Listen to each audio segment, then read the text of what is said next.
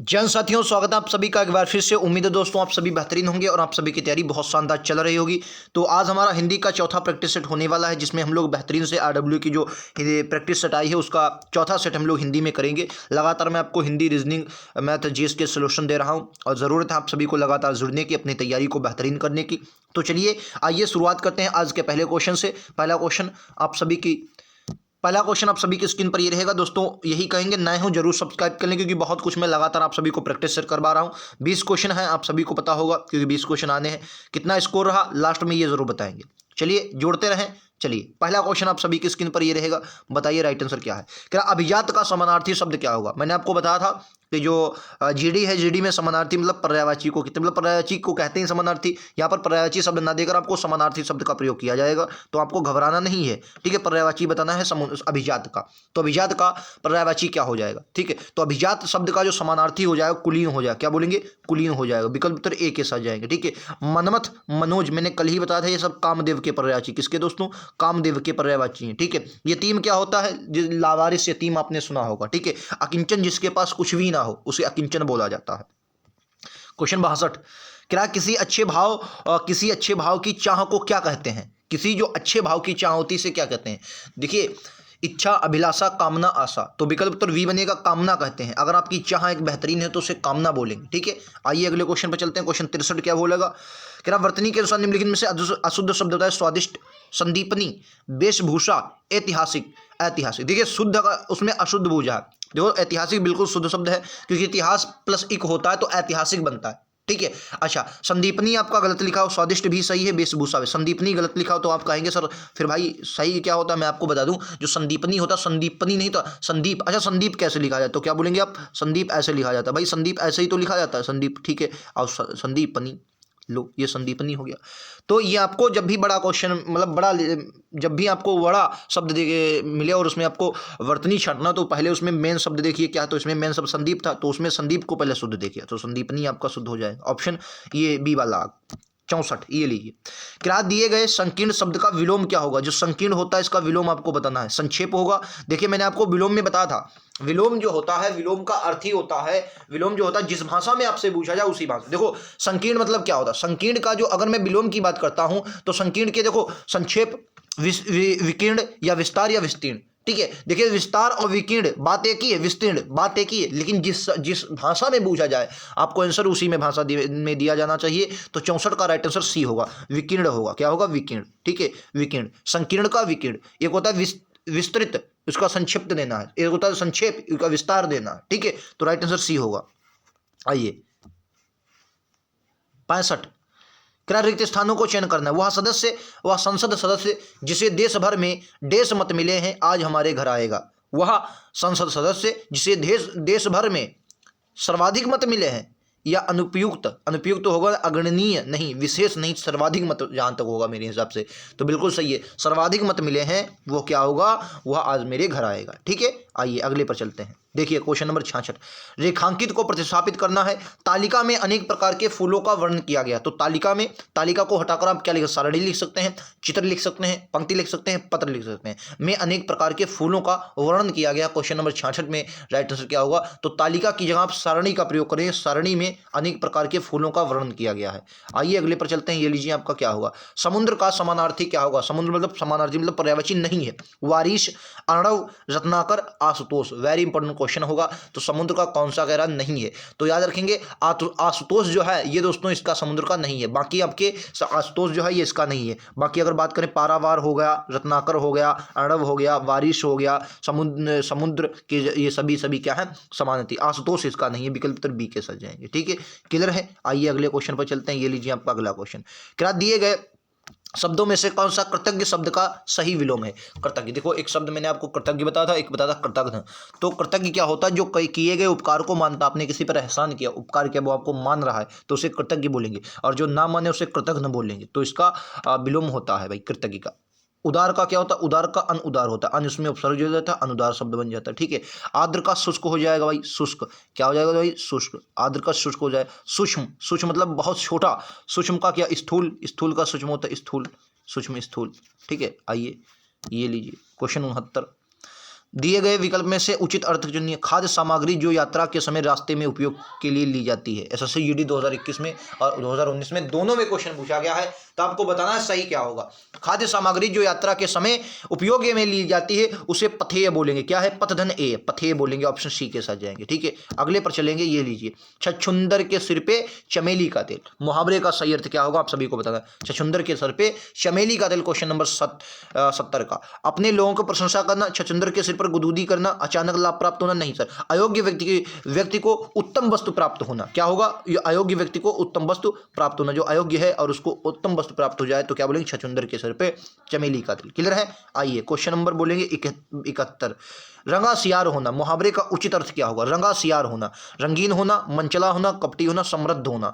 रंगा सियार होना। 71 का राइट आंसर बी होगा, कपटी होना। क्या होगा? रंगा सियार होना, कपटी होना मुहावरे का बिल्कुल सही होगा। बाकी सभी विकल्पों के लिए अलग अलग मुहावरे का प्रयोग होगा। क्वेश्चन नंबर 72 बोलेंगे, शुद्ध क्या है? नौसर, लोहित, विपक्ष या उच्छृंखल? उच्छृंखल बताइए। तो शुद्ध बताया नौसर, लोहित। लोहित तो यार लोहित ऐसे लिखा जाता है, लोहित। ठीक है, लोहित। ठीक है, लोहित। ये विपक्ष अगर लिखा है तो विपक्ष तो ऐसे लिखा जाता है, विपक्ष। ठीक है, विपक्ष, ये विपक्ष होता है। ये उच्छृंखल बिल्कुल शुद्ध है। आप उच्छृंखल क्या है? बिल्कुल शुद्ध लिखा गया। उच्छृंखल आपका बिल्कुल शुद्ध लिखा गया। क्लियर आप सभी को? उच्छृंखल शुद्ध शब्द है। आइए अगले पर चलते हैं। क्वेश्चन नंबर 73, दिए गए किसी एक भाग में त्रुटि है उसके लिए उपयुक्त विकल्प का चयन करना है। कागज से हाथ को लेकर गोला बना लो। कागज से हाथ को लेकर, नहीं भाई गलत है। कागज को हाथ में लेकर गोला बना लो, ये होता। कागज को हाथ में लेकर गोला बना लो, ये शुद्ध शब्द होगा। कागज को हाथ में लेकर गोला बना लो। विकल्प उत्तर डी बोलेगा, कागज को हाथ में लेकर गोला बना, ये शुद्ध शब्द होगा। ठीक है, और बाकी इसमें शुद्ध है। आइए अगले पर चलते हैं। दिए गए वाक्य में शुद्ध वाक्य कौन सा हुआ? जंगल में शेर चिघाड़ने लगे, मैं शायद कल आऊंगा, मैं उसकी प्रतीक्षा करता रहा, उसके प्राण पखेरु उड़ गए। उसके प्राण पखेरु उड़ गए। बताइए निम्नलिखित में से शुद्ध वाक्य। जंगल में शेर चिघाड़ने लगे, मैं शायद कल आऊंगा, मैं उसकी प्रतीक्षा करता रहा, मैं उसकी प्रतीक्षा करता रहा। उसके, अच्छा शुद्ध बताना है, उसके प्राण पखेरु उड़ गए। भाई अच्छा क्वेश्चन है भाई। तो शुद्ध शब्द क्या होगा? उसके प्राण पखेरु उड़ गए, ये शुद्ध है। ठीक है, चिघाड़ते नहीं होता, जंगल में सिर्फ दहाड़ते हैं, चिघाड़ते थोड़ी। हटाओ, मैं शायद कल आऊंगा, मैं शायद कल आऊंगा, ये भी गलत है। शायद क्यों? कल की बात है तो शायद नहीं आएगा। मैं उसकी प्रतीक्षा करता रहा, प्रतीक्षा, प्रतीक्षा थोड़ी होता, प्रतीक्षा करता रहा, ये भी गलत है यार। अगला, आवश्यकता से अधिक धन संपत्ति एकत्र ना करना के लिए एक शब्द क्या होगा? आवश्यकता से अधिक धन संपत्ति एकत्र ना करना, तो इसके लिए एक शब्द क्या होगा बोलेंगे? आपने अगर पढ़ा होगा जैन जैन धर्म और बौद्ध धर्म हिस्ट्री में, तो उसने अपने शब्द सुना होगा। शब्द का नाम क्या होता? अपरिग्रह, अस्तेय, अपरिग्रह, ये सब क्या होते हैं? यानी कि आवश्यकता से अधिक धन ना प्राप्त करना। ठीक है, अस्तेय होता है चोरी ना करना। ठीक है, तो ये तो आज के मतलब क्वेश्चन हो गए। अब हम लोग गद्यांश को, हालांकि इसमें थोड़ा मैं माफ़ी चाहूँगा, गद्यांश भाई इस तरीके का रिक्त स्थान में पीडीएफ है और इसके आगे आपको थोड़ा देखना पड़ेगा। मैं आपको बता दूं, कह रहा जो व्यक्ति देश की शिक्षा के प्रति अपने दायित्व का अनुभव करते हैं, तो इसमें मैं आपको ऑप्शन दिखा देता हूँ, ऑप्शन दिखाता हुआ चलता हूँ। देखिए आपने समझ लीजिए, इसको पूरा समझ लीजिए। क्या करा? जो व्यक्ति देश की शिक्षा के प्रति अपने उत्तरदायित्व का अनुभव करते हैं, इसमें आपको देखो क्या होगा। तो अगर मैं इसको बात करूं, तो अगर मैं इसको ऑप्शन दिखा दूं आपको, ये है ऑप्शन, और ऑप्शन में कहा गया है कि किसके? नवयुवकों। जो कह रहा है, जो क्या होगा? जो, फिर से यार पढ़ना पड़े, नवयुवकों कह रहा है भाई, क्या कह रहा है समझिए। कह रहा है जो व्यक्ति देश की शिक्षा दीक्षा के प्रति अपने उत्तरदायित्व का अनुभव करते हैं, वे इतिहास में विभिन्न युगों में शिष्यों को, तो पहला देखना है ना, करते हैं। तो अगर मैं देखूं भाई इसमें क्या प्रयोग होगा? जो लोग, तो इसमें नवयुवकों ही प्रयोग होगा। जो इसमें आपको क्या होगा? नवयुवक ही प्रयोग हो जाएगा। क्या होगा? नवयुवक ही प्रयोग होगा। जो व्यक्ति नवयुवकों की शिक्षा दीक्षा के प्रति अपने उत्तरदायित्व का अनुभव करते हैं, वे इतिहास में विभिन्न लोगों के शिष्यों को वे इतिहास में विभिन्न लोगों के शिष्यों को वे इतिहास में विभिन्न लोगों के शिष्यों को वे इतिहास में विभिन्न लोगों के शिष्यों को क्या करते हैं भाई? शिक्षित करते हैं। शिक्षित, वे इतिहास में कई लोगों के, वे इतिहास में किराए, अब आपने क्या देखो, वे इतिहास में कई शिष्यों को शिक्षित करने की विविध उपाय अपनाते रहते हैं। इनमें सबसे प्रारंभिक उपाय दंड देने का भय प्रदर्शित करना है। इसका तात्पर्य था कि मंदबुद्धि, असाधारण या अन्यमनस्क छात्र तो अन्यमनस्क छात्र तो अन्यमनस्क छात्र तो शारीरिक, अन्यमनस्क छात्र तो क्या होगा इसमें, शारीरिक, अन्यमनस्क